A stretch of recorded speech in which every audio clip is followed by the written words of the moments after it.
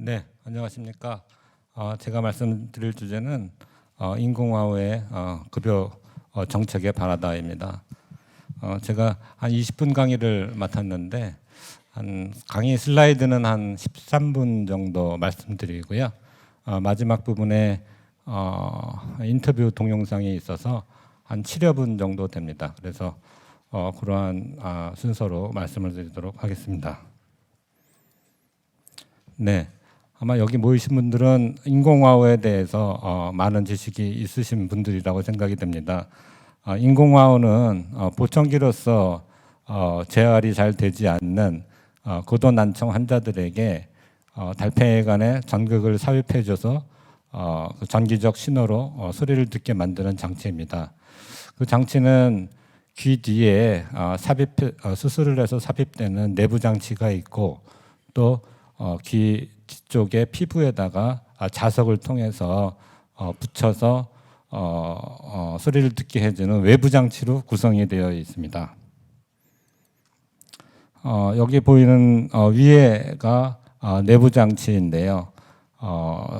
대표적으로 3개 회사에서 제공되는 내부 장치인데 어느 정도 그 모양이나 기능이 비슷합니다.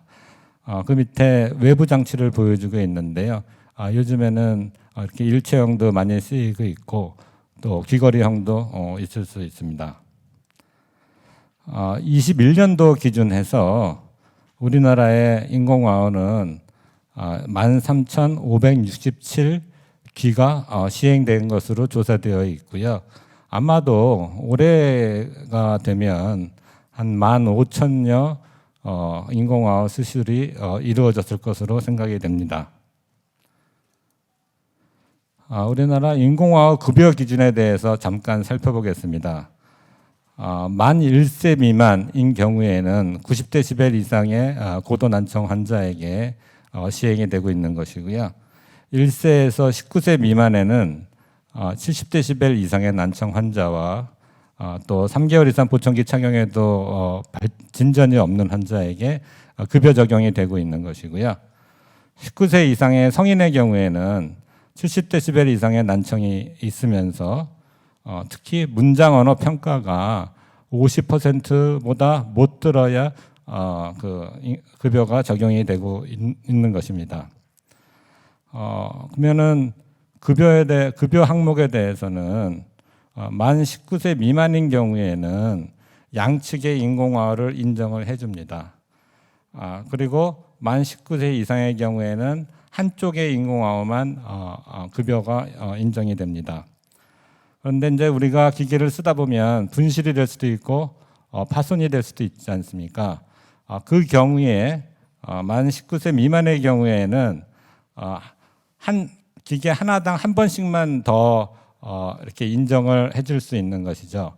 그래서 19세 미만은 2개까지 최대 급여 인정을 해주고 있는 것이고요. 성인의 경우에는 한쪽만 원래 인정됐었으니까 그쪽만 한 번만 더 급여가 인정이 되고 있는 것입니다.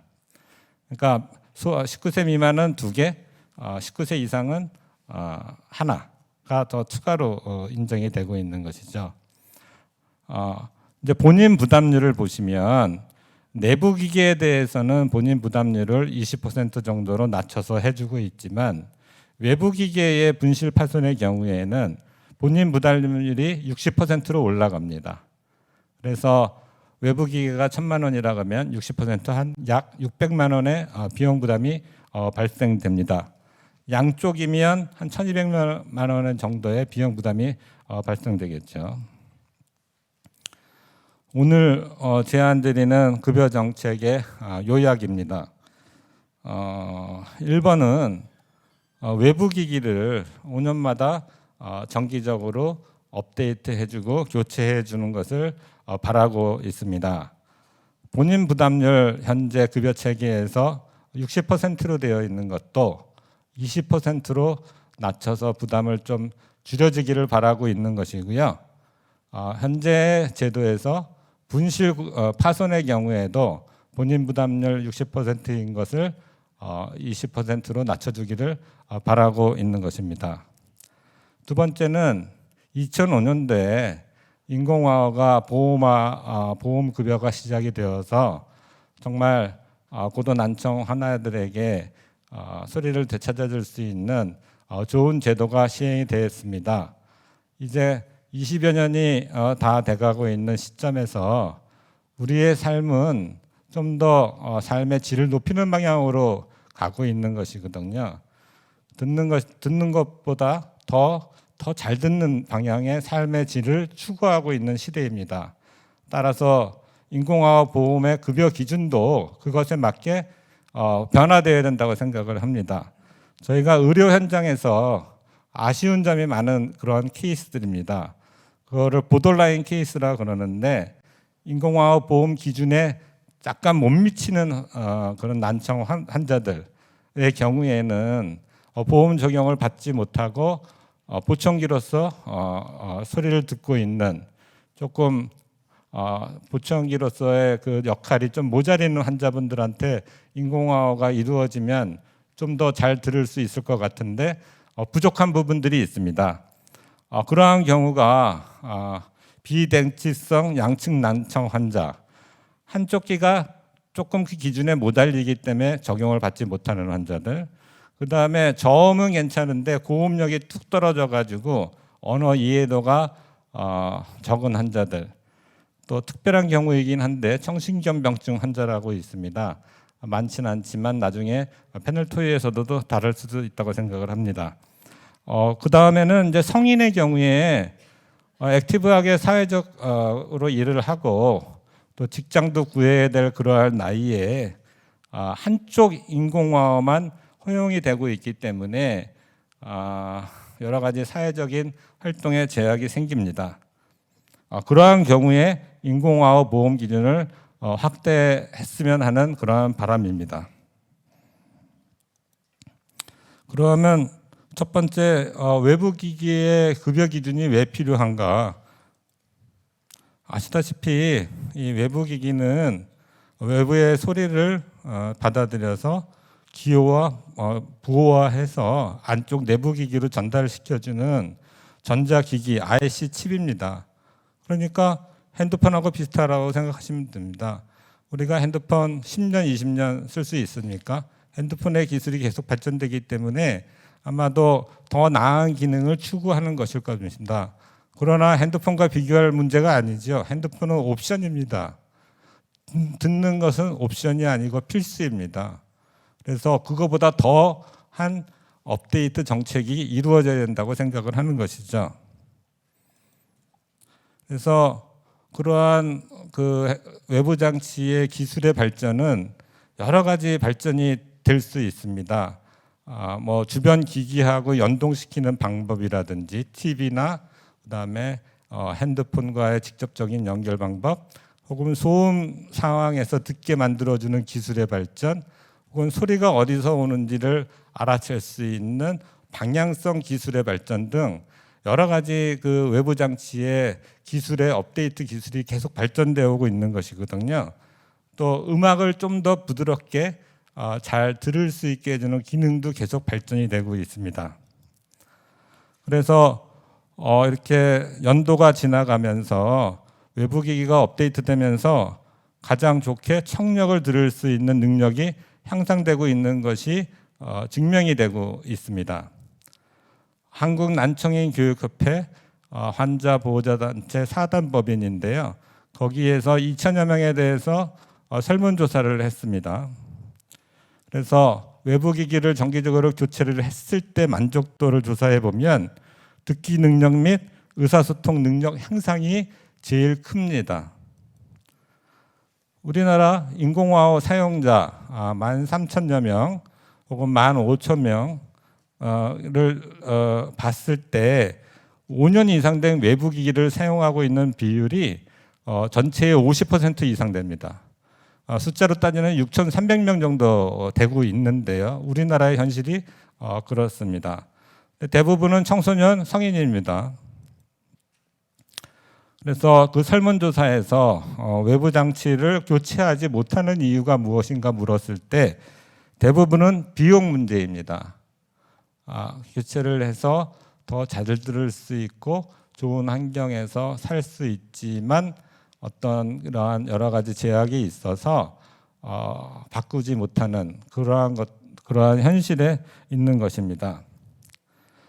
해외의 경우를 보면 북미 오세아니아 여러 국가들도 전부 다 5년마다 그 업데이트 해주고 지원해주는 프로그램이 오래전부터 시행되고 있는 것을 볼 수 있고요. 유럽의 경우에도 대부분의 국가에서 5년 내지 7년 사이에 업데이트해주고 지원해주는 것을 볼 수 있습니다. 지도로 봐서 우리나라만 정기적인 지원이 없고 일본의 경우에 최근에 부분적인 지원이 이루어지고 있고 대부분의 나라들은 5년 주기로 업데이트 바꿔주는 정책을 시행하고 있습니다. 작년에도 그 대선 우리 후보이셨던 분들께서 현재 대통령 분께서도 3번까지 보험 적용이 되는 것을 공약하신 바가 있습니다. 그러니까 첫 번째 수술하고 평생 2번만 더 의료보험에 적용을 말씀하신 건데요. 사실 핸드폰 처음 우리가 사고 평생 2번만 바꿔라 그러면 그렇게 될 것 같습니까? 그래서 저희가 바라는 거는 평생 동안 좀 더 나은 환경에서 할 수 있게 정책을 좀 더 펼쳐주시기를 바라는 것입니다. 그래서 지금 있는 인공화학 시술의 숫자를 계산하고 그다음에 언제 시술 받았는지를 다 파악을 해서 만약에 올해 시행된다면 5년 이상 된 분들을 다 올해 바꿔주신다면 629억 원이 필요합니다. 내년에는 적게 필요할 것입니다. 이미 올해 다 바꿨으니까.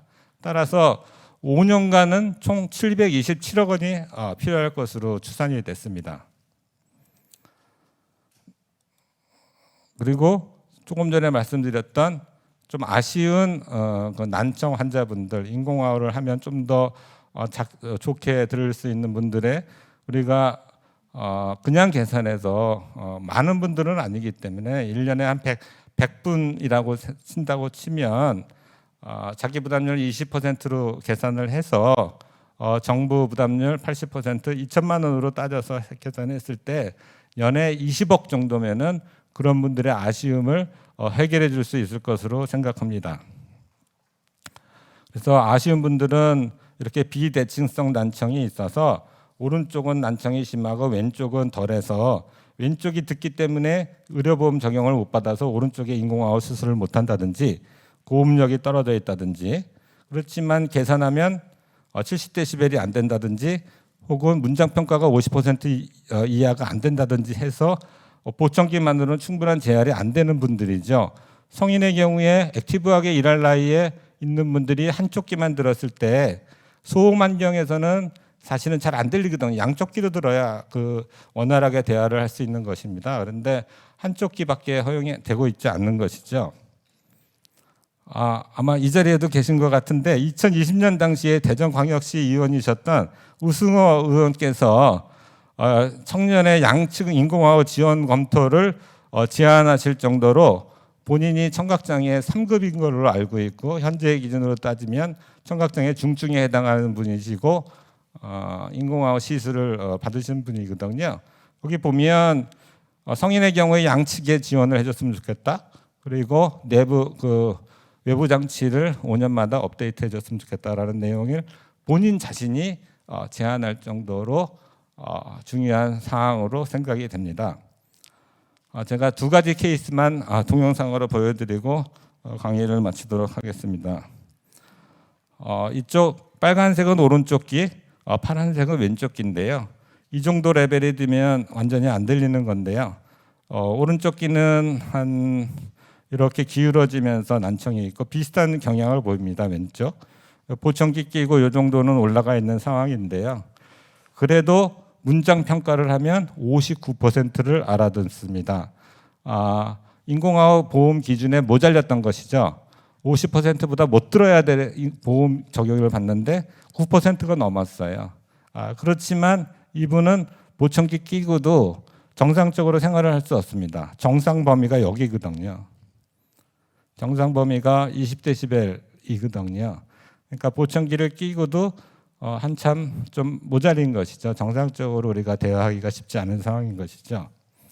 인공화호 수술을 한 올해 6월달에 청력 검사가 오른쪽 귀에 인공화호가 시작됐는데 이렇게 20-30dB의 인공화호 청력을 얻고 있습니다. 그래서 오른쪽 귀에 절대적인 도움을 받고 있는 것이죠. 쓴 지는 한 2년 정도 된 것인데요. 네, 그래서 이분의 인터뷰를 들어드리도록 하겠습니다. 이분은 보험 기준이 안 됐기 때문에 본인이 선택해서 선별 비급여로 두 번째 환자인데요. 남사 34세 때 인공화호 수술을 아닙니다. 지금은 34세고 21세 때 왼쪽에다가 인공화호 수술을 받았습니다. 인공화호 수술을 받았고요. 그동안 한 13년 동안 한 4번 정도 외부 기기를 교체해 왔습니다. 본인이 알아서 업데이트를 해왔던 것이죠. 보시면은 처음에 수술하기 전에 상당히 고도난청이 있었던 것이죠. 그래서 보험 급여로 수술을 받았고 그동안에 4번 정도 외부 기기를 교체했습니다. 그래서 왼쪽에 수술을 했기 때문에 현재 왼쪽의 인공화호 청력이 상당히 좋은 것을 볼 수 있죠. 네, 이분의 인터뷰를 한번 들어보시도록 하겠습니다.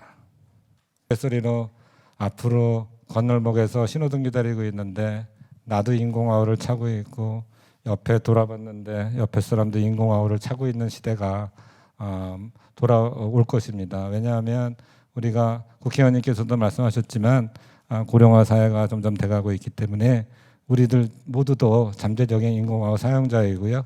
우리들의 저 부모님들께서도 사실은 잠재적인 사용자가 맞습니다. 그래서 이러한 정책에 대해서 좀 더 신경 써주시고 이렇게 확대해 주시기를 우리 의료진뿐만 아니라 또 환자분들, 보호자분들 다 원하고 있는 상황입니다. 네, 감사드립니다.